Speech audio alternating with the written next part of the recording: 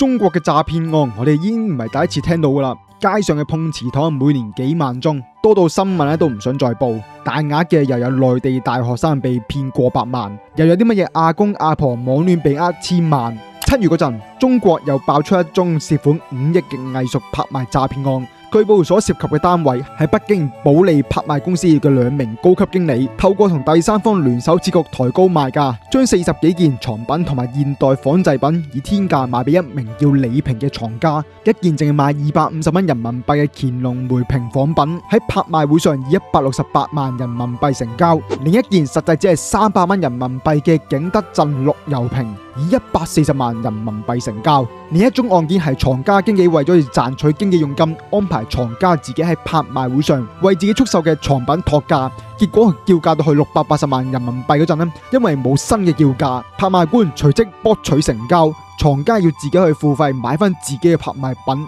最後2名涉案經理因為被查出使用虛假文書同埋詐騙分別被判刑14年6個月同埋12年。雖然呢2宗詐騙案發生地點係中國，但其實即使監管更嚴格嘅西方國家，用贗品拍賣詐騙嘅案件亦都唔少嘅。喺2020年，紐約一對波蘭籍嘅婦女委託共犯偽造 Andy Warhol、Banksy 等名家嘅作品，取得200萬嘅美元，而且因為佢哋甚至乎偽造埋畫廊印章，利用早已經因為贗品醜聞倒閉嘅畫廊作為掩飾，喺冇辦法查核真偽嘅情況下，呃咗多間拍賣公司同埋收藏家。另一宗發生喺今年隆冬嘅案例，一個45歲嘅男子試圖通過 Sotheby's 出售3件據稱係價值10萬英鎊嘅青銅時代石雕，並且提交印有1976年嘅發票。經過警方取證咗之後，證實發票上使用咗2001年先去發明嘅字體，成為破案嘅關鍵。喺2025年，一位藏家透過法庭向 Sotheby's 提出訴訟，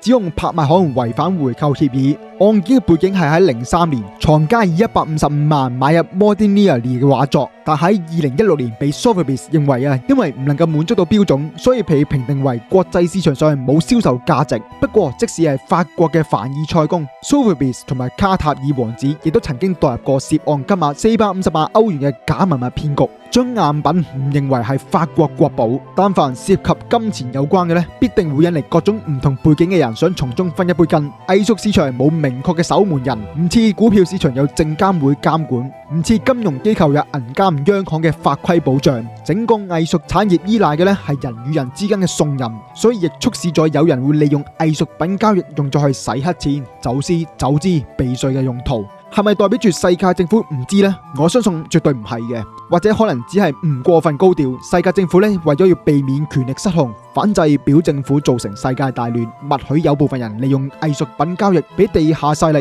繼續經營活動。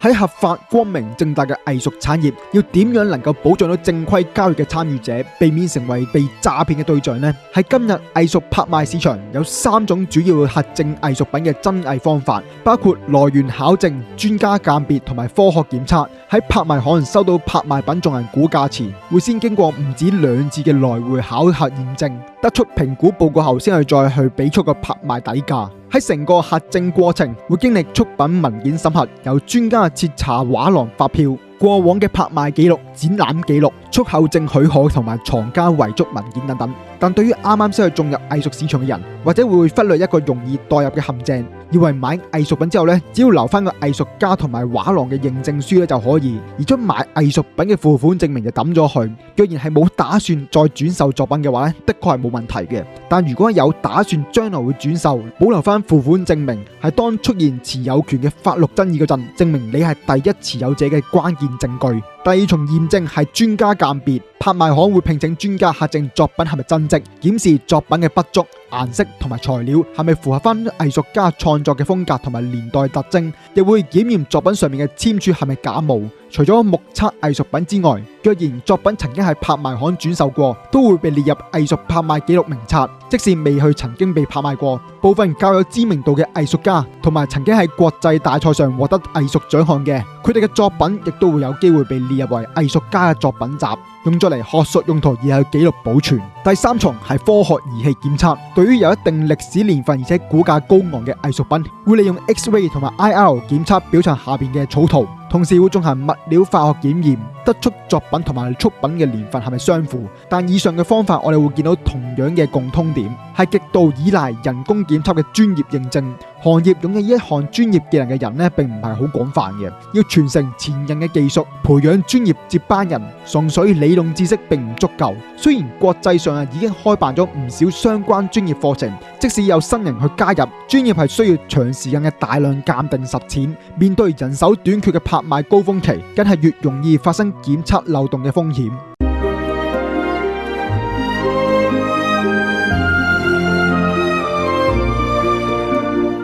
而更值得提出嘅一點呢，一般拍賣嘅本身特別係金額高昂嘅藝術品，較多時係通過經紀向潛在買家推薦，而唔係由買家主動嘅。買家係基於對拍賣行同埋經紀嘅專業信任而投入金錢購買。買家喺收到作品後未必會再進行獨立嘅鑑證，或者係直接用藝術品寄存服務公司代為保管。若然係有心去行騙，由賣方到買方嘅過程係經歷太多人手，要偷龍轉鳳同埋造假轉售贗品機會大增。從過往嘅案件更加值得深思，撇除整個背後嘅目的係咪為咗走私洗黑錢而做局嘅考慮，拍賣行內部人員亦都存在住監守自盜，呢一個先係詐騙行為提供漏洞嘅機會。喺資訊嘅唔對稱、監管流於形式、普通買家缺乏專業知識，加上從業員缺乏嚴格約束，最終釀成巨額嘅詐騙案。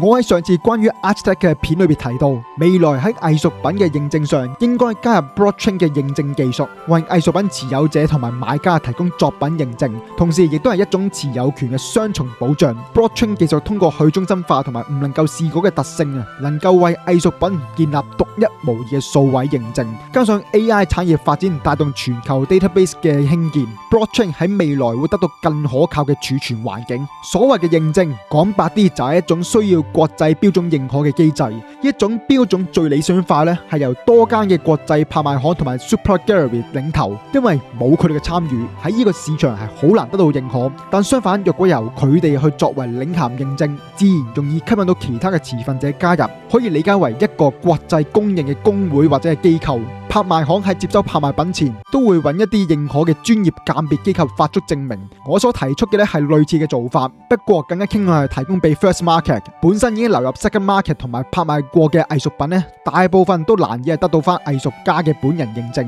甚至乎最原始出售作品嘅畫廊已經唔存在，只有由已登記嘅拍賣行交易資料查找。對於 First Market 嘅當代藝術，若然能夠提前透過 Gallery 同埋 Artist 嘅認證登記，喺成功出售作品嘅同時，利用 Blockchain 技術轉移持有權，可以更加有效咁提供實時買賣記錄。假如 Artist 日後被發掘成為藍籌藝術家，更加可以容易揾翻過往嘅作品資料。而過往作品被拍賣嗰陣，因為需要同時轉移作品同埋 Blockchain 嘅認證，可以減少同埋避免出現仿製品同埋贗品嘅問題。香港同埋新加坡作為低稅制地方，而且受藝術交易市場青睞嘅亞洲重地，加上擁有龐大嘅家族信託同埋投資基金，國際金融交易中心嘅角色，更加值得發展一種結合全球認證管理系統，實現藝術交易嘅完整閉環技術，為實物藝術品拓展至數位版權嘅專利。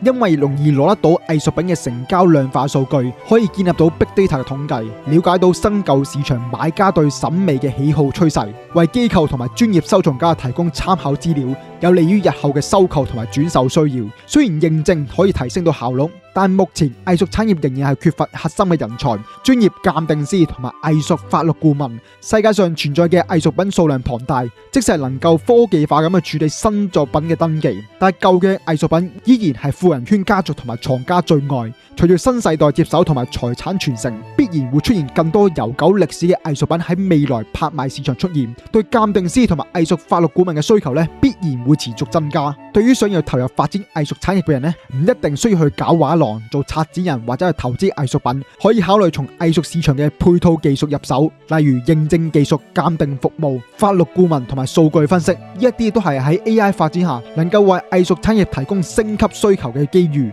亦係鞏固產業發展嘅根基。藝術品牌嘅光環下可能藏住蛀蟲，雖然藝術講求嘅係人性信任同埋審美觀，但要能夠走得更遠，總唔能夠只係靠知名，而係更需要從制度嘅深層思考，點樣可以令到行業得到更有效益嘅認證、更可靠同埋更透明。科技可以解決技術性嘅漏洞，但係處理唔到人性嘅問題，而藝術產業正好係同時需要科技同埋人才嘅地方。我係 Lockin，加油！